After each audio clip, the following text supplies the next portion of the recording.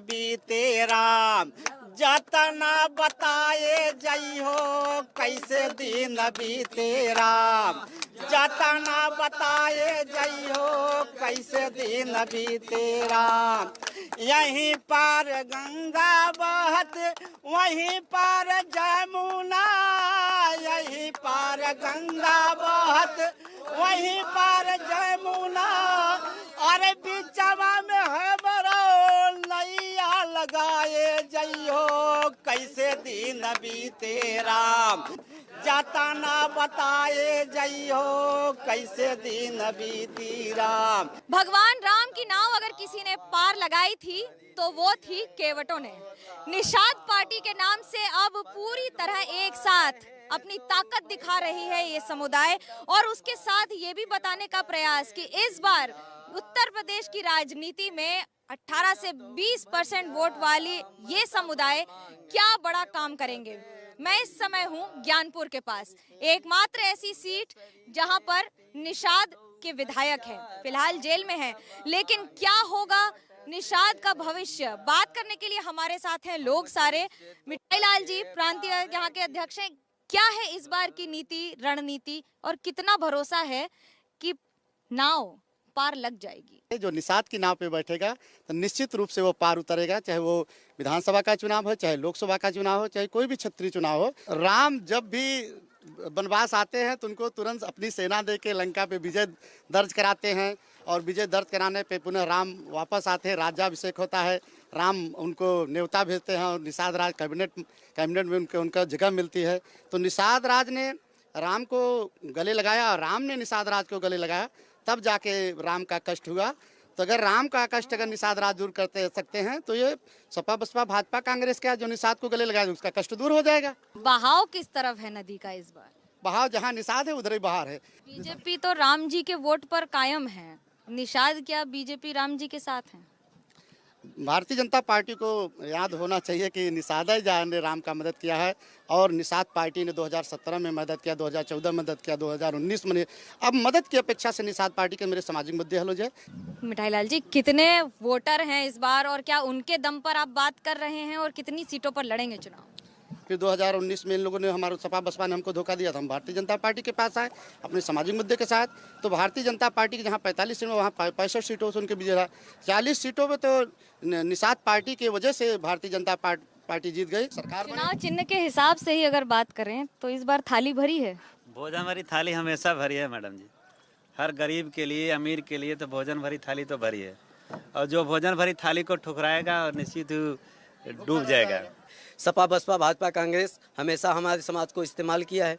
उन्होंने फिर हमारे समाज में एक ऐसे मसीहा का जन्म हुआ, डॉक्टर संजय कुमार निषाद जी ने, उन्होंने हमारे समाज में आए और उन्होंने एक नारा दिया कि कश्यप निषाद बिंद सभी जान लो जरा, पूर्वज की कर्म काया पहचान लो जरा, महर्षि वेद व्यास चारों वेद के दाता, वर्णित किए थे जीव और ब्रह्म का नाता, सदियों से त्रेता द्वापर सब दे रहे गवाही, जाहिर निषाद वंश रहे हर युगों के राई। पे बैठे भगवान की गंगा मैया धीरे बढ़ो, ओ नैया पे बैठे भगवान की गंगा भी बैठे रामा के साथ, लक्ष्मण भी बैठे, लक्ष्मण भी बैठे हो, लक्ष्मण भी बैठे, नैया पे बैठे सीता माई की गंगा मैया धीरे बढ़ो, नैया पे बैठे भगवान की गंगा मैया धीरे बढ़ो,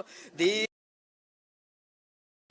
बढ़ो मैया धीरे बढ़ो, नैया पे बैठे भगवान की गंगा मैया धीरे बढ़ो।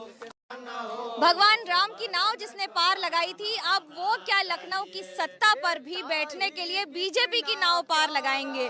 निषाद पार्टी ये बखूबी जानती है कि करोड़ों वोट उनके हाथ में है, और नाव के लिए जमीन से ज्यादा पानी का बहाव जरूरी होता है, और इन गानों के जरिए उन्हें पता है कि वोट के साथ साथ बहाव को भी काबू करना निषाद पार्टी को आता है।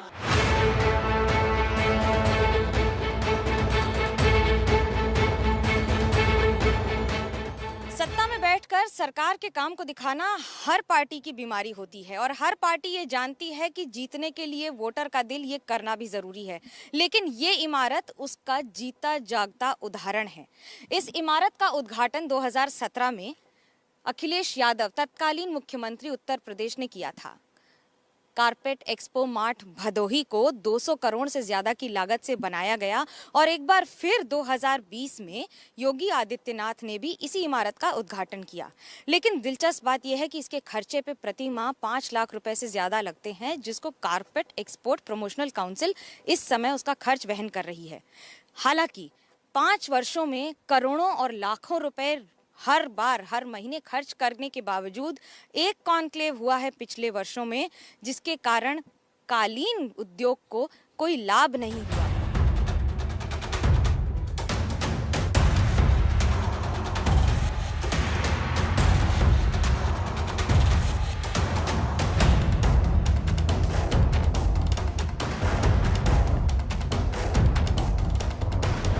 कालीन के क्या हालात हैं, इस पर बात करने के लिए हमारे साथ हैं संतोष गुप्ता, ग्लोबल ओवरसीज के मालिक हैं। लेकिन कालीन की अगर हम बात करें तो इस समय उद्योग के क्या हालात हैं?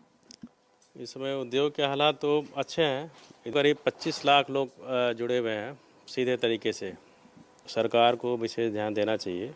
हालांकि पिछले वर्षों में उन्होंने किया भी है, लेकिन इस समय और भी समय के अनुसार मांग है इसकी कि और सरकार इसको प्रोत्साहित करेगी। सबसे बड़ी समस्या क्या है इस समय उद्योग की? क्योंकि बड़ी बड़ी इमारत बनी है, करोड़ों रुपए खर्च करके इमारत बन गई, मार्ट बन गया, इस्तेमाल हो रहा है उसका?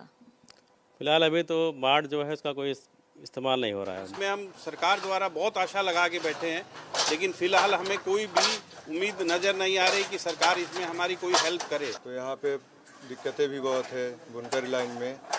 जैसे यहाँ बिजली कट जाती है तो काम बंद हो जाता है, या बारिश हो जाए तो कारखानों में पानी आ जाता है, नालियाँ साफ नहीं रहती, इस वजह से भी हो जाता है। सब मोदी योगी की तरफ से तो हमको बहुत सहयोग मिला है, क्योंकि कॉलिंग कंपनी में हम लोग को काम न मिलता तो हम लोग घर बैठ कर क्या करते हैं, कोई काम नहीं है। लेकिन यहाँ कंपनी ग्लोबल के वजह से हम लोग को काम अच्छा मिला, खाने को भी मिलता है, पहनने को भी मिलता है। भारत में विश्व के 40% कालीन बनते हैं जो यहाँ से एक्सपोर्ट होते हैं। भदोही इसमें सबसे बड़ा नाम है। 16वीं सदी से लेकर अभी तक इस इलाके ने अपनी पहचान बना ली है और कालीन को जीआई टैग यानी कि एक इंडिकेशन भी मिल गया है। अंतर्राष्ट्रीय स्तर पर इसकी पहचान है, लेकिन अभी भी 10,000 करोड़ से ज्यादा के इस पूरे बिजनेस को इंतजार है कि सरकार की नजर तो इस नगर पर पड़े।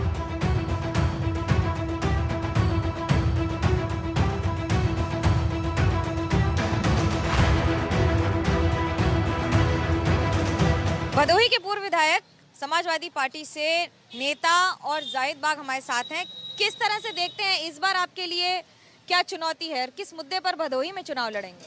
देखिए, चुनौती तो कुछ नहीं इस बार, और जो चीज़ बाकी रह गया था लगभग 80% काम ओवरब्रिज का पूरा हो गया था, तो 20% बाकी था।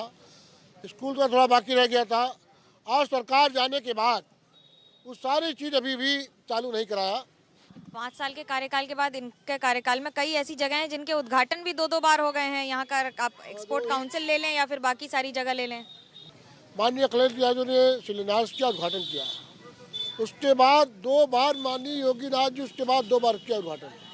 ये भूल जाते हैं उद्घाटन करके। आप पर तो आरोप लगते हैं कि तुष्टीकरण की राजनीति कर रहे हैं, उसी पर टिके हुए हैं। योगी आदित्यनाथ तो अब्बा जान तक का इस्तेमाल कर लेते हैं शब्दों का, क्योंकि उनके पास कोई काम तो है नहीं।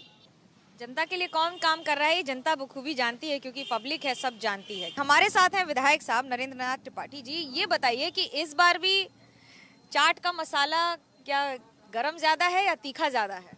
देखिए, चाट का मसाला बहुत गरम है और महंगाई की मार बिल्कुल नहीं है। हर लोगों को हर हाथ में काम देने का काम किया। कांग्रेस और समाजवादी पार्टी कहती है कि बेरोजगारी सबसे बड़ी समस्या है, विकास तो किया ही नहीं। एक कहावत है ना, इन लोगों का, हमारे पूर्विया में लोग कहते हैं, सुपवा बोले बोले चलनियों बोला था, जौने में 32 ठे छेदबा। तो ये कांग्रेस और सपा के पास कोई मुद्दा तो है नहीं। भदोही में ही एक ही इमारत का उद्घाटन अखिलेश यादव भी करते हैं, 3-4 साल बाद योगी जी भी कर देते हैं। क्या कारण है कि इमारत की कमी हो गई है कि काम की कमी हो गई है?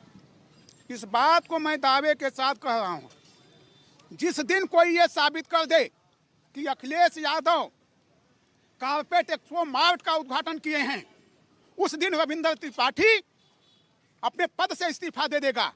जनता पर भरोसा है और इसी भरोसे ही जनता के मैदान में जाकर चाट के चटकारे लेकर सवाल करेगी जनता और वोट देंगे वोटर। कैमरा पर्सन सूरज पांडे और रोहित के साथ मनोज्ञा लोईवाल, भदोही, एबीपी न्यूज।